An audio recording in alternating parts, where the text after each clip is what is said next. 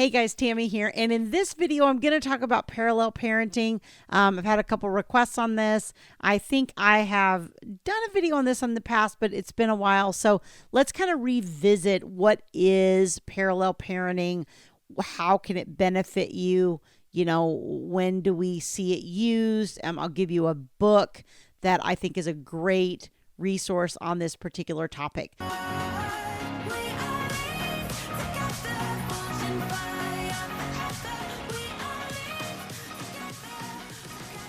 Before we jump in, let me just remind you, as always, if you like this content, don't forget to hit like on the video, subscribe to the channel so that you get notified as new videos are released. And as always, please share on social media to help other people find this useful information. What is parallel parenting? And I think that the best way to describe what parallel parenting is it comes from a concept around children playing. And it's actually children do parallel play. And so when you study child development, you learn that when children are young, like let's say 2, 3, 4, I can't remember the exact age cutoff, but in those age ranges, they tend to play parallel. In other words, if you have two little boys sitting side by side and they both have Hot Wheels, they will tend to play individually parallel beside each other with their Hot Wheels, right? One little boy's playing with their Hot Wheels, the other little boy's playing with his Hot Wheels, but they're not interactively playing, right? They're not crashing into each other. They're not usually doing those types of things. They're each doing their own thing with their Hot Wheels. And when they get into 6, 7, 8, when they get more into that age range, they will start having more interactive play, where they're going back and forth. It's interesting. I went to visit my grandchildren recently up in Washington, my granddaughters, and my two oldest granddaughters are 5 and 6, almost 7, but 5 and 6. They are starting to do a lot more interactive play. They still do things where they play parallel some. They'll do crafts and different things that they're doing side by side, but they do some interactive play now where they create this whole little imagination world and they're different animals, or they'll chase each other, or they'll do whatever, where the type of play where you can't do that without the other person there, right? It's interactive. You need them. But when they're really young, they do this parallel play where they're each kind of just doing their own thing. They might be sitting there side by side in the same room, but they're doing their own thing.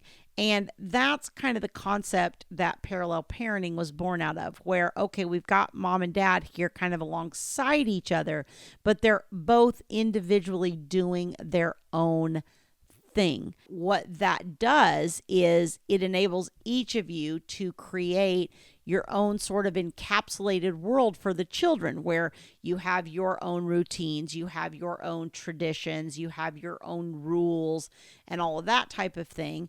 And the other parent has their own thing. And so it enables you to build these two worlds where the children go back and forth. And we use parallel parenting in situations where there's really high conflict. Now, look, the best optimal thing for your children, of course, is if everybody could cooperate, right? If we could do cooperative parenting, if we could, carry discipline between the households. If they did something at one house, they get punished at the other.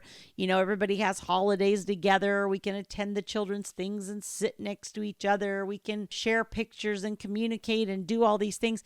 Sure, that's great. That's awesome. Do you know how small of a percentage that is of people that can do that?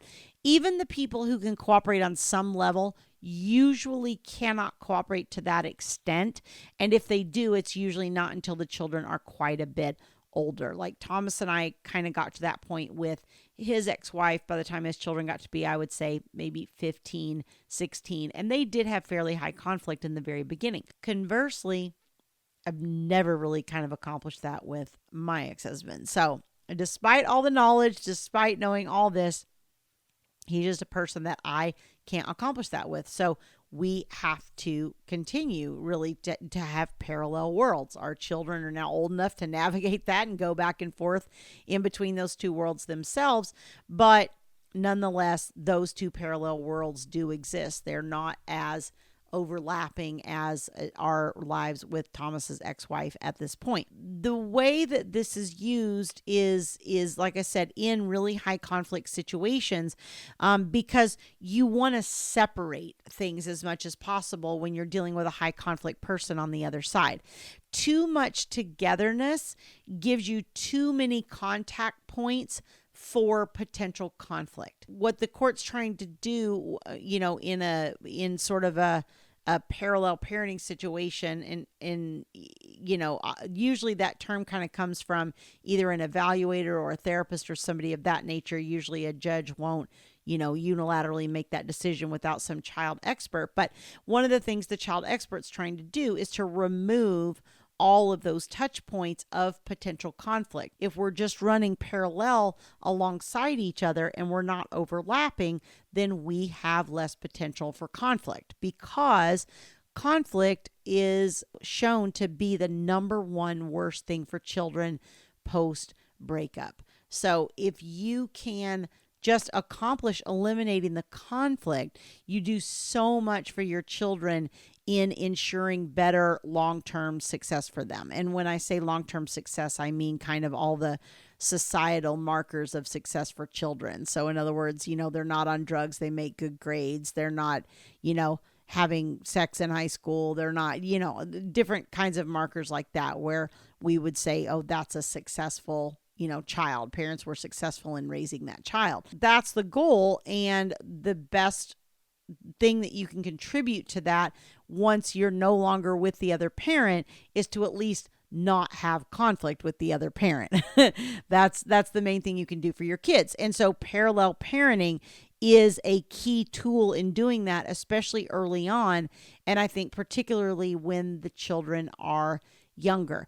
And the children will get pretty adept at this, at going back and forth, and they'll kind of learn the way that things are compartmentalized. When you're doing things like trying to be together in the same space, or you're oversharing with pictures from your home or things that you did, I just don't see the other side generally having a warm, fuzzy view of that kind of stuff. They're usually criticizing it and analyzing it and trying to dissect it and see what information they can get out of it. That's just kind of how a high conflict person's brain works. And so when you are, even if you are well-meaning and well-intended and you're not a high conflict person and you're generally just trying to share about the child and all that kind of thing, a lot of times it can be met with a lot of conflict from the other side because they're not viewing it in that same way. They're viewing it as a competition, and they're viewing it as trying to gather dirt on you. And so they're utilizing everything that they can against you. The parallel parenting insulates both worlds from the other. And essentially, most people have a parenting app when they're in a parallel parenting situation because of the level of conflict. And so you're having your communication on the parenting app, you're coordinating everything through that. And then really the only thing that sort of goes over the wall between the two worlds is the children. Thomas, when he was alive, if you don't know who Thomas is, go back about a year and a half, look at videos. I was married to a family law attorney. He passed away in an accident, unfortunately, in April of 23. So if you go back, you'll see all that. But that's where I got my cred, I guess, so to speak. But when he would demonstrate this for people, he would draw two worlds on the board in the room with the people back in the day when we were doing all this face-to-face more. And then he would draw this big brick wall in between. And he would say, look, you have mom's world, you have dad's world, and the only thing that goes over the top is the children and their backpacks, essentially. You should have a self-contained world in each side. And this is why, you don't want a lot of things going back and forth. You don't want clothes going back and forth. You don't want all these different things that are going to be, again, potential points for conflict, right? You want to insulate your world. So in your world, the children should have everything they need to function. They should have toothbrush, and they should have toys and bikes and video games and whatever it is that they like, enjoy, and function in their world, you need to have in your world. I know clothes become a big point of contention, and it was even for me and Thomas at the very beginning. His kids were young. It was a point of contention. So what we did is the children would come in clothes. I would take those clothes off. We would put our clothes on them. I would wash their clothes if I had, enough time. We had week on, week off for the most part, but there was a time in the very beginning where the turnaround was faster and it wasn't always easy, but I would wash them, put my best effort into washing them, and then we would send them back in the exact same clothes. One of the things that I always joke about with Thomas's ex-wife is they all have mismatched socks. Now, many of you probably have mismatched socks, and this is not a judgment. My best friend is a mismatched socks person.